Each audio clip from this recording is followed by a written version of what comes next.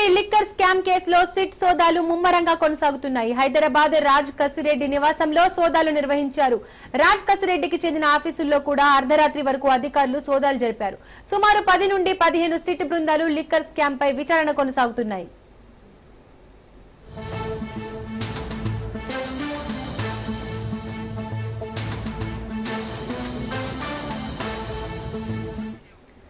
కొంతకాలంగా రాజ్ కసిరెడ్డి ఎవరికి అందుబాటులో లేరు. దీంతో రంగంలోకి దిగిన సిట్ లిక్కర్ స్కామ్ లో వసూళ్ల నెట్వర్క్, నగదు మళ్లింపుపై ప్రధానంగా విచారణ కొనసాగుతున్నారు. అదేవిధంగా డబ్బు ఎక్కడెక్కడ పెట్టుబడులు పెట్టారో, ఎవరికి ఇచ్చారనే అంశంపై సిట్ అధికారులు ఆరా తీస్తున్నారు. ముఖ్యంగా రాజ్ కసిరెడ్డియే కింగ్ పిన్ అని భావిస్తోంది సిట్. ఇక 3 సార్లు నోటీసులు ఇచ్చినా రాజ్ కసిరెడ్డి స్పందించడం లేదని సిట్ అధికారులు చెబుతున్నారు. కోర్టు ఆదేశాలను సైతం పట్టించుకోవడం లేదని తెలిపారు.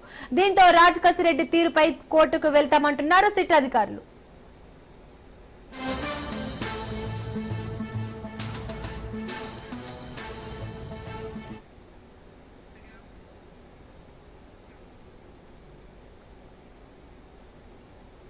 ఏపీ లిక్కర్ స్కామ్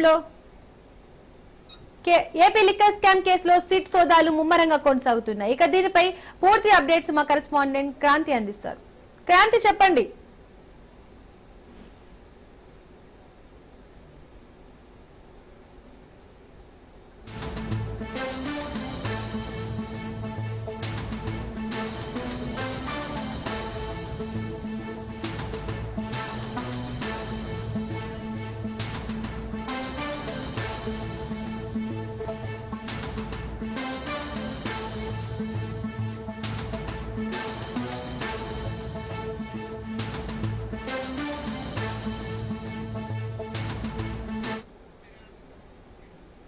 దీనిపై మరిన్ని అప్డేట్స్ మా ప్రతినిధి క్రాంతి అందిస్తారు. క్రాంతి, చెప్పండి.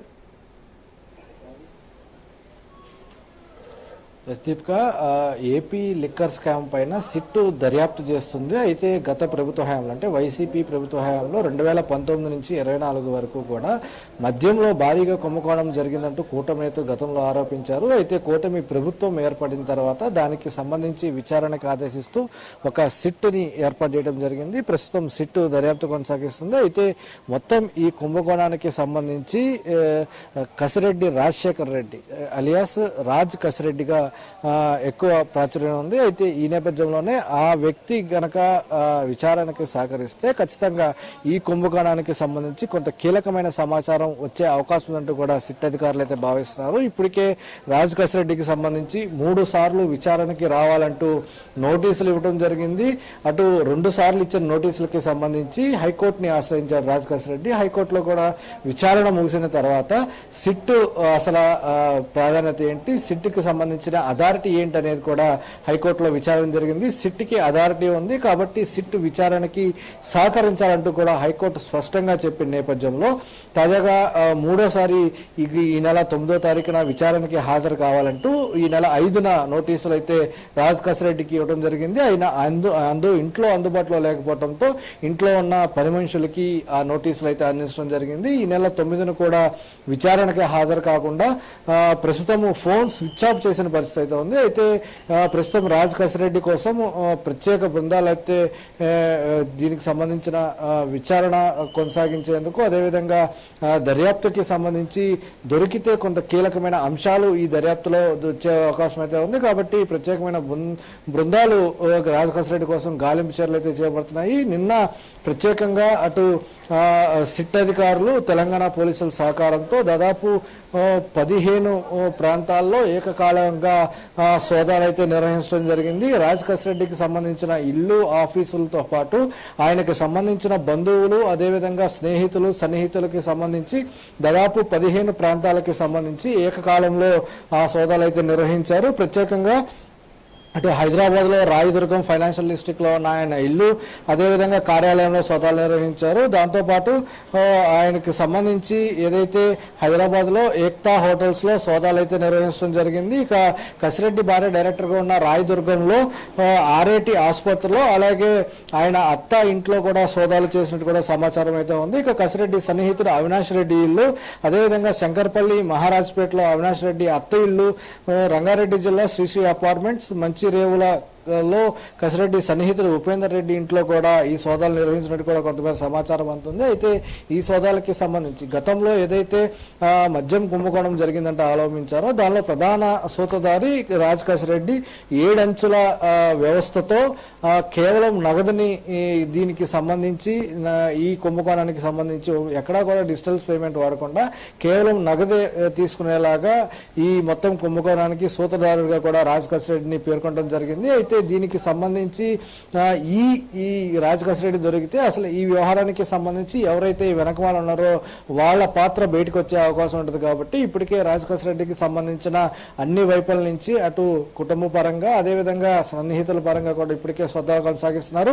ఈ రోజు కూడా హైదరాబాద్ సంబంధించిన పలు చోట్ల సిట్ అధికారులు సోదాలు నిర్వహించే అవకాశం అయితే ఉంది. రాజ్ కసిరెడ్డికి సంబంధించి ఏవైతే ఈ కుంభకోణాలకు పాల్పడి వచ్చిన నగదు ఉందో దాన్ని అటు సినిమాలు కావచ్చు, ఇతర రంగాల్లో రియల్ ఎస్టేట్ కావచ్చు, సినిమాలు కావచ్చు, అదేవిధంగా వైద్యానికి సంబంధించి హాస్పిటల్స్ లో ఈ రకంగా పెట్టుబడులు పెట్టారు అనే దానికి సంబంధించి సిట్ అధికారులు కొంత దీనికి సంబంధించిన ఆధారాలు సేకరించిన నేపథ్యంలో వాటికి సంబంధించి కూడా సిట్ అధికారులు ప్రస్తుతం దర్యాప్తు అయితే కొనసాగిస్తున్నారు. పూర్తి స్థాయిలో అటు రాజ్ కసిరెడ్డికి సంబంధించి ఎక్కడ ఉన్నారు ఏంటనే దానికి సంబంధించి ఇప్పటికే ఫోన్ స్విచ్ ఆఫ్ చేసి అజ్ఞాతంలోకి వెళ్ళిపోయిన నేపథ్యంలో ఎట్టి పరిస్థితుల్లో రాజ్ కసిరెడ్డిని అదుపులోకి తీసుకోవాలనే దానికి సంబంధించి ఇటు సిట్ ప్రత్యేక బృందాలు కూడా గాలింపు చర్యలు చేపడుతున్నాయి. దాంతోపాటు గత ప్రభుత్వ హయాంలో ఈ వ్యవహారానికి మొత్తానికి ఈ మద్యం కుంభకోణానికి సంబంధించి పూర్తి స్థాయిలో రాజ్ కసిరెడ్డి ప్రధాన సూత్రధారుడు. అయితే దీనికి సంబంధించి ఆయన దొరికితే కొంత కీలకమైన అంశాలు ఏ రకంగా ఎక్కడెక్కడికి ఇవన్నీ కూడా దీనికి సంబంధించి కుంభకోణానికి సంబంధించిన నగదు ఏ రకంగా బదిలీలు జరిగాయి, ఎక్కడెక్కడ పెట్టుబడులు పెట్టారు, ఎవరెవరు దీనిలో ఇన్వాల్వ్ అయ్యారనే అంశాలన్నీ కూడా కొంత ప్రధానంగా రాజ్ కసిరెడ్డి దొరికితే కీలకమైన అంశాలన్నీ కూడా వస్తాయని ప్రస్తుతం సిట్ అధికారులు భావిస్తున్న నేపథ్యంలో దానికి సంబంధించి కూడా అధికారులు రాజ్ కసిరెడ్డి కోసం గాలింపు చర్యలు చేపడుతున్నారు. దానిలో భాగంగానే ఈ రోజు కూడా హైదరాబాద్ లో పలు చోట్ల రాజ్ కసిరెడ్డికి సంబంధించిన సన్నిహితులు, స్నేహితులు, బంధువుల ఇళ్లలో కూడా సోదాలు కొనసాగే అవకాశం అయితే ఉంది. Deepika. Right, thank you Kranti.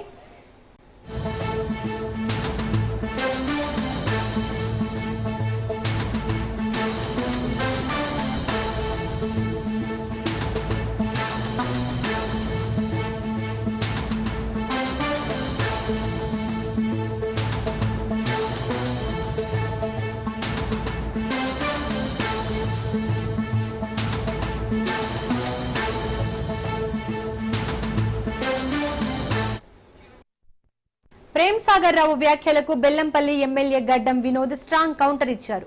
గత 70 ఏళ్ల నుండి తమ కుటుంబం కాంగ్రెస్ పార్టీలోనే కొనసాగుతుందని అన్నారు.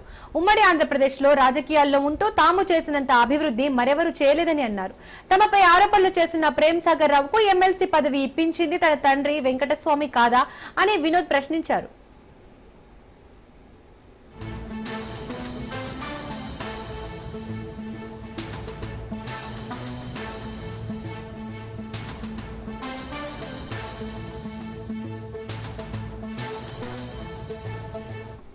తర్వాత ఒక ప్రెస్ క్లిప్పింగ్ వచ్చింది.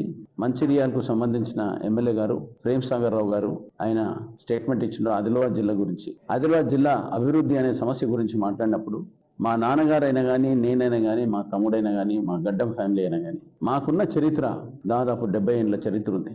ఒక మాట చెప్తున్నా, హైకమాండ్ లో ఏం డిసైడ్ చేస్తారో వాళ్ళే డిసైడ్ చేస్తారు. ఒకటి ఏంటంటే నేనైనా కానీ, మా తమ్ముడైనా కానీ మా క్లెయిమ్ ఏముందంటే మేము వెంకటస్వామి సాబ్ పెద్ద కొడుకులం, చిన్న కొడుకులం. నాకున్న సీనియారిటీ గురించి నా ఆవేదన నేను చెప్పుకున్నా, మా తమ్ముడు ఆయన ఆవేదన ఆయన చెప్పుకున్నాడు. పార్టీ హైకమాండ్ కు వాళ్ళకి ఇచ్చిన గైడ్ లైన్స్ ప్రకారంగానే వాళ్ళు ఏం డిసైడ్ చేసినా ఓకే అన్న. ఇక దీంట్లో ప్రేమ్ సాగర్కి మేము ఇబ్బంది ఏం పెట్టామండి? ఇప్పుడు ఆయన క్లెయిమ్ చేసుకున్నా కానీ నేనేం చేయలేదు కదా. నేను నీకు అలా వద్దా అని కూడా ఎప్పుడు అనలే కదా. ఇప్పుడు మేము ఒకసారి ఇప్పుడు మా తమ్ముడే వచ్చిండు, పార్టీ హైకమాండ్ ఆలోచించే కదా టికెట్ ఇచ్చిర్రు. ఆయన చెప్తే ఇవ్వలే కదా టికెట్. సింపుల్ కామన్ సెన్స్ కదా. ఇప్పుడు హైకమాండ్ కూడా వాళ్ళు అన్ని చూచి చేసి ఇంటెలిజెన్స్ రిపోర్ట్ తీసుకొని నేనైనా కానీ సర్వే చేయించి నన్నైనా కానీ, మా తమ్ముడైనా కానీ, మా తమ్ముని కొడుకైనా కానీ ఆ ఇంటెలిజెన్స్ రిపోర్ట్ మీదకెళ్ళి వాళ్ళు ఇది చేశారు కదా. ఈ రోజు పొద్దున బట్టి గారిని ఎయిర్పోర్ట్లో రిసీవ్ చేసుకున్న తర్వాత ఒక ప్రెస్ క్లిప్పింగ్ వచ్చింది. మంచిర్యాలకు సంబంధించిన ఎమ్మెల్యే గారు ప్రేమ్ సాగర్ రావు గారు ఆయన స్టేట్మెంట్ ఇచ్చిండ్రు ఆదిలాబాద్ జిల్లా గురించి. ఆదిలాబాద్ జిల్లా అభివృద్ధి అనే సమస్య గురించి మాట్లాడినప్పుడు మా నాన్నగారైనా కానీ, నేనైనా కానీ, మా తమ్ముడైనా కానీ, మా గడ్డం ఫ్యామిలీ అయినా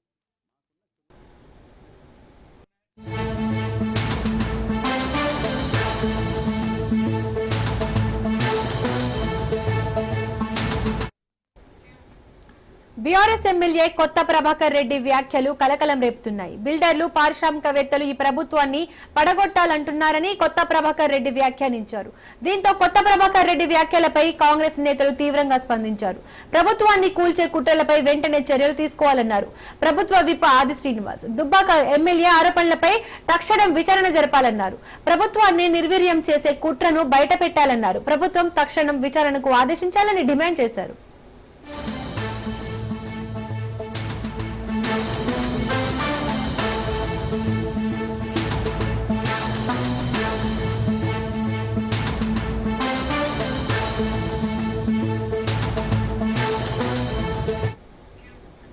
కేసీఆర్ ఆలోచనల మేరకే కొత్త ప్రభాకర్ రెడ్డి వ్యాఖ్యలు చేశారని మంత్రి పొంగులేటి అన్నారు. తాటాకు చప్పుళ్లకు ఈ ప్రభుత్వం భయపడదన్నారు. ఎన్ని కుట్రలు కుతంత్రాలు చేసినా భూభారతి అమలు చేస్తామన్నారు. దమ్ముంటే ఎంతమంది ఎమ్మెల్యేలు కొంటారో కొనండి అన్నారు. ప్రభుత్వాన్ని కూల్చి తండ్రి కొడుకులు ఆ కుర్చీలో కూర్చోవాలనుకునే ఆలోచన అని చెప్పారు.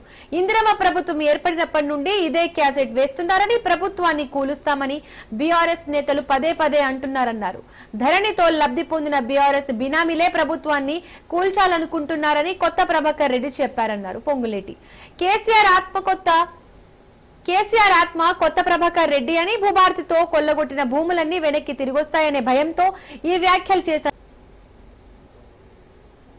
మరికొన్ని నిమిషాల్లో ఇక్కడ జరగనుంది. ప్రధానంగా ఈ సమావేశానికి సహచర ఎమ్మెల్యేలందరూ, ఎంపీలు, ఎమ్మెల్సీలు వీరందరూ ఈ సమావేశానికి హాజరు కాబోతున్నారు. ప్రధానంగా ఈ సమావేశం యొక్క ముఖ్య ఉద్దేశం ఏదైతే ఈనాడు సిఎల్పి సమావేశం జరగబోతుందో ఈ సమావేశం యొక్క ముఖ్య ఉద్దేశం 4 అంశాల మీద చర్చించనున్నాం.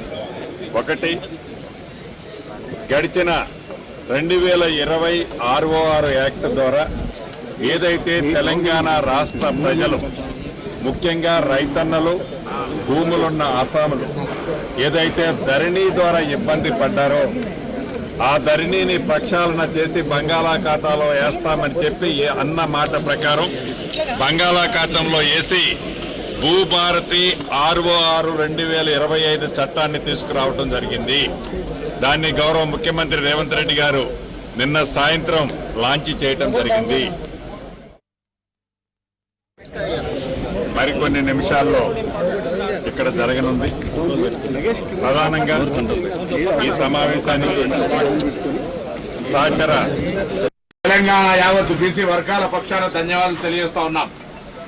త్వరలోనే ఈ వారం రోజుల్లో తెలంగాణలో ఉన్నటువంటి బీసీ మేధావులను, బీసీ కుల సంఘాలను, బీసీ ఉద్యోగ సంఘాలను, బీసీలకు సంబంధించినటువంటి అనేక మంది 42% సంబంధించి ఆకాంక్షించారో వాళ్ళందరితోటి సమావేశాలు ఏర్పరచుకొని భవిష్యత్తు కార్యాచరణ తీసుకోవడం జరుగుతుంది. గౌరవ ముఖ్యమంత్రి గారు, ఉప ముఖ్యమంత్రి గారు, పిసిసి అధ్యక్షులు కూడా ఇందుకు సంబంధించిన నిర్దేశనం చేయడం జరిగింది. అదేవిధంగా అన్ని రాజకీయ పార్టీలను కూడా ఒక ఏ శాసనసభలోనైతే అది బీజేపీ కానీ టీఆర్ఎస్ ఎంఐఎంతో సహా ఏకగ్రీవ తీర్మానానికి మద్దతు ఇచ్చినారో, మరి కేంద్రంలో రాష్ట్రపతి గారి ఆమోదం పొందడానికి సంబంధించి కూడా భవిష్యత్ కార్యాచరణ తీసుకునే ఒక కార్యక్రమం రూపొందిస్తున్నాం.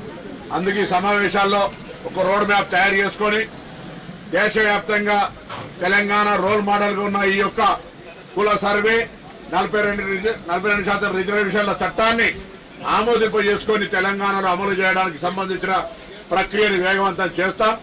తప్పకుండా అన్ని రాజకీయ పార్టీలు ఏ విధంగానైతే శాసనసభ వేదిక మద్దతు ఇచ్చినాయో ఇప్పుడు కూడా మద్దతు ఇవ్వాలని విజ్ఞప్తి చేస్తా ఉన్నాం. ఢిల్లీకి సంబంధించి బాధ్యతగా ఇక్కడి నుంచి ప్రాతినిధ్యం వహిస్తున్న మంత్రులు కానీ, కేంద్ర మంత్రులు, మిగతా అన్ని రాజకీయ పార్టీలు, అన్ని రాజకీయ పార్టీల పార్లమెంటు సభ్యులు ఇది చట్టంగా రాష్ట్రపతి ఆమోదం పొందే వరకు దీని పట్ల సానుకూలంగా పనిచేయాలని కోరుతా ఉన్నాం. తెలంగాణ యావత్తు బీసీ వర్గాల పక్షాన ధన్యవాదాలు తెలియజేస్తా ఉన్నాం. త్వరలోనే ఈ వారం రోజుల్లో తెలంగాణలో ఉన్నటువంటి బీసీ మేధావులను, బీసీ కుల సంఘాలను, బీసీ ఉద్యోగ సంఘాలను, బీసీలకు సంబంధించినటువంటి అనేక మంది 42% సంబంధించి ఆకాంక్షించారో వాళ్ళందరితోటి సమావేశాలు ఏర్పరచుకొని భవిష్యత్తు కార్యాచరణ తీసుకోవడం జరుగుతుంది. గౌరవ ముఖ్యమంత్రి గారు, ఉప ముఖ్యమంత్రి గారు, పిసిసి అధ్యక్షులు కూడా ఇందుకు సంబంధించిన నిర్దేశనం చేయడం జరిగింది. బుడపూర్ నుంచి పెద్దోళ్ళు అంటారు మాకు తెలివ ఏ బిజినెస్ మ్యాన్ నాకు తెలిసిన రోజు కొంచెం ఫ్యాక్టరీ దగ్గర ఆడే ఉద్యోగస్తులు అన్నయ్య మా కంపెనీ రాలేదు ఎందుకు అంటే ఈ గవర్నమెంట్ వసపోతలేదు ఇక్కడ వడగొట్టులేదు దండం పెట్టాం పైసలు ఇస్తాం మీకు వస్తూ పైసలు ఇస్తామంటే కొన్ని అవసరం కూడా ఇవ్వలేదు కానీ ఉద్యోగులు ఉత్సవ దగ్గర ఇది దీన్ని మొత్తం పొలపట్టిదని ఎంతో మంది అంటున్నారు బిల్డర్స్ అంటారు ఇండస్ట్రియల్స్ అంటారు మీ కన్సల్ట్ పెట్టుకుంటారు ఏ మహిళలు ఏం చేసుకుంటారో చేసుకోండి అనే దానికి వచ్చిందంటే మీరు అర్థం చేసుకోవాలి కనుక దుర్మార్గమైన బిల్డర్ ఆత్మహత్య చేసుకున్న సర్పంచుల బిల్లు రాలేదు మన ఇలా చాలా మంది బిల్లు రావాలని ఎందుకంటే ఓట్లు చేసిన వాళ్ళు ఓట్లు చేసిన వాళ్ళు అంగన్వాడీ స్కూల్ చేసిన వాళ్ళు సంఘాలు ఇక ఇంకొక ముచ్చట చెప్తా మన దుబాక గురించి దుబాక మొన్న మరొక విషయం మాట్లాడాను దుబాక నిజంగా చెప్పాలంటే మన తెలంగాణ 10 ఉమ్మడి జిల్లాలలో కూడా ఇంత అభిమానంగా ఏది లేదు మనం పేరుకు దుబ్బాక నియోజకవర్గం ఏ ఊళ్ళో పోయినా కానీ కింద బుడపూర్ నుంచి పెద్దోళ్ళు అంటారు మాకు తెలివ ఏ బిజినెస్ మ్యాన్ నాకు తెలిసిన రోజు కొంచెం ఫ్యాక్టరీ దగ్గర ఆడే ఉద్యోగస్తులు అన్నయ్య మా కంపెనీ రాలేదు ఎందుకు అంటే ఈ గవర్నమెంట్ వసపోతలేదు ఇక్కడ వడగొట్టులేదు దండం పెట్టాం పైసలు ఇస్తాం మీకు వస్తూ పైసలు ఇస్తామంటే కొన్ని అవసరం కూడా ఇవ్వలేదు కానీ ఉద్యోగులు ఉత్సవ దగ్గర దీన్ని మొత్తం పొలపట్టిదని ఎంతో మంది అంటున్నారు బిల్డర్స్ అంటారు ఇండస్ట్రియల్స్ అంటారు మీ కన్సల్ట్ పెట్టుకుంటారు దుర్మార్గమైన బిల్డర్ ఆత్మహత్య చేసుకున్న ఇక ఇదే అంశానికి సంబంధించి మరిన్ని అప్డేట్స్ మా ప్రతినిధి రాజు అందిస్తారు. రాజు చెప్పండి. ఎస్ దీపిక, నిన్న ఏదైతే బీఆర్ఎస్ ఎమ్మెల్యే కొత్త ప్రభాకర్ రెడ్డి చేసినటువంటి వ్యాఖ్యలు రాజకీయ వర్గాల్లో సంచలనం సృష్టిస్తా ఉన్నాయి. ముఖ్యంగా ఇటు ఈ కాంగ్రెస్ పార్టీకి చెందినటువంటి ఎమ్మెల్యేలు మంత్రులు తీవ్ర స్థాయిలో మండిపడుతున్న పరిస్థితి కనిపిస్తా ఉంది. నిన్న బీఆర్ఎస్ ఎమ్మెల్యే చేసిన వ్యాఖ్యలు ఏవైతే ఉన్నాయో, ఏదైతే కాంగ్రెస్ ప్రభుత్వాన్ని ఇటు బిల్డర్లు కావచ్చు, అదేవిధంగా ఇటు వ్యాపారస్తులు కావచ్చు పడగొట్టాలని చూస్తా ఉన్నారని చెప్పి చేసిన కామెంట్లు ఏవైతే ఉన్నాయో వాటిని పిసిసి అధ్యక్షుడు మహేష్ కుమార్ గౌడ్, మరొక వైపు మంత్రులు ఇటు పొన్నం ప్రభాకర్ కావచ్చు, ఇటు పొంగులేటి శ్రీనివాసరెడ్డి కావచ్చు, ప్రభుత్వ ఆది శ్రీనివాస్ కావచ్చు, వీళ్ళందరూ కూడా తీవ్ర స్థాయిలో విమర్శిస్తున్న పరిస్థితి కనిపిస్తా ఉంది. ఏవైతే గత ప్రభుత్వ హయాంలో ధరణి ఏదైతే సాఫ్ట్వేర్ తీసుకొచ్చి ధరణి ద్వారా కొల్లగొట్టిన భూములన్నీ కూడా ఇప్పుడు తాజాగా ప్రభుత్వం తీసుకొచ్చినటువంటి భూభారతి చట్టం ఏదైతే ఉందో ఈ భూభారతి పోర్టల్ ద్వారా అవన్నీ కూడా వెలుగులోకి రాబోతా ఉన్నాయి. సో అవన్నిటినీ కూడా జీర్ణించుకోలేక ఇట్లాంటి కామెంట్లు చేస్తా ఉన్నారని చెప్పేసి మంత్రులు కామెంట్లు చేస్తున్న ఇటు సిచ్యువేషన్ మనకు కనిపిస్తా ఉంది. మరొక వైపు ఇటు కేసీఆర్ ఆత్మ ప్రభాకర్ రావు ఏదైతే ఉన్నారో, సో ఆయన ఆత్మగా ఇప్పుడు కాంగ్రెస్ మంత్రులు అభివర్ణిస్తున్నటువంటి పరిస్థితి కనిపిస్తా ఉంది. రాజకీయ వర్గాల్లో పెను ప్రకంపనలు రేపుతా ఉన్నాయి. ఏదైతే కాంగ్రెస్ ప్రభుత్వాన్ని పడగొడతామని చెప్పేసి ఏదైతే బీఆర్ఎస్ ఎమ్మెల్యే చేసిన వ్యాఖ్యలు ఉన్నాయని చెప్పి ఇటు కాంగ్రెస్ మంత్రులు తీవ్ర స్థాయిలో విమర్శలు చేస్తున్న పరిస్థితి కనిపిస్తా ఉంది. మరొక వైపు పిసిసి చీఫ్ మహేష్ కుమార్ గౌడ్ మాట్లాడుతూ ఎమ్మెల్యేలు సంతల్లో ఈ పశువుల్లా కనిపిస్తా ఉన్నారా, వాళ్ళని కొంటారా, దమ్ముంటే ప్రభుత్వాన్ని కూల్చే ప్రయత్నం చేయండి అని చెప్పేసి కూడా మంత్రులు ఒకవైపు సవాల్ విసురుతున్న పరిస్థితి కనిపిస్తా ఉంది. ఇట్లాంటి కామెంట్ చేసినటువంటి ఎమ్మెల్యేపై వెంటనే కేసు నమోదు చేయాలని చెప్పేసి కూడా వేములవాడ ఎమ్మెల్యే ప్రభుత్వ విప్ ఆది శ్రీనివాస్ చెప్తున్న పరిస్థితి కనిపిస్తా ఉంది. మొత్తానికైతే కాంగ్రెస్ ప్రభుత్వాన్ని పడగొడతామని చేసినటువంటి వ్యాఖ్యలు ఏవైతే ఉన్నాయో ఇవి తీవ్ర చర్చనీయాంశంగా మారిన పరిస్థితి కనిపిస్తా ఉంది. ఖచ్చితంగా ఆయనపై చర్యలు తీసుకోవాలని చెప్పి కూడా చెప్తా ఉన్నారు. మరొక వైపు కాంగ్రెస్ పార్టీ ఒకరు పడగొడితే పడిపోయేది ఇది ప్రభుత్వం ఆ విధంగా లేదు. ఖచ్చితంగా ప్రజలు కాంగ్రెస్ పార్టీని కావాలని గెలిపించుకున్నారు. ఖచ్చితంగా 5 సంవత్సరాల పాటు అధికారంలో కాంగ్రెస్ పార్టీ ఉంటుంది అని చెప్పి కాంగ్రెస్ మంత్రులు చెప్తున్న పరిస్థితి కనిపిస్తా ఉంది. ఈ రోజు కాంగ్రెస్ పార్టీకి సంబంధించినటువంటి సిఎల్పి సమావేశం నవోటల్లో జరుగుతా ఉంది. దీనికి సంబంధించి ఇప్పటికే అక్కడికి ఎమ్మెల్యేలు, మంత్రులు, అదేవిధంగా ముఖ్యమంత్రి కొద్దిసేపటి క్రితమే చేరుకున్నారు. మరి కాసేపట్లో ఇక్కడ ఈ సమావేశం కూడా ప్రారంభం కాబోతా ఉంది.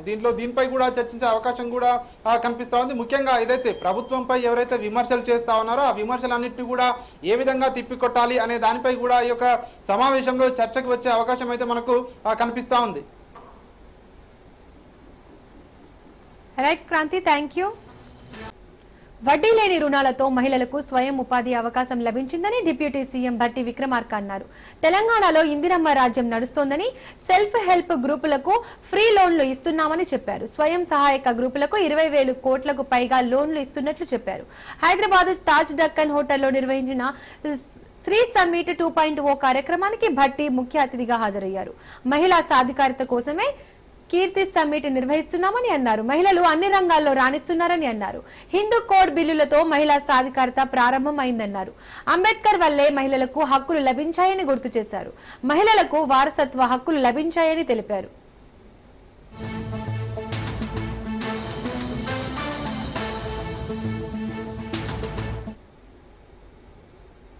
We made the Telangana women to go around the state wherever they want to go.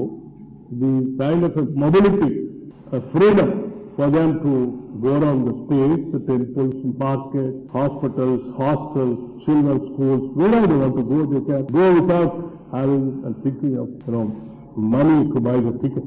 So the free bus ride has become a very, very successful for Telangana women. After going around, they are getting exposed to many of the industrial parks and business, trade centers, educational institutions by which they are also trying to understand the society through which they wanted to start the business also. So it's one of its kind where we have started this. Apart from this, we also gone to the extent of buying buses and giving it to Telangana women. They are becoming owners of the buses now, and after buying the buses, we are getting a tie-up with the RTC. So we are trying to give them the money through the banks, interest-free loan. We are buying the buses, giving the RTC is paying them the money. So the business also we are trying to provide to the maximum extent. With this, we made the Telangana women to go around the state wherever they want to go. The kind of a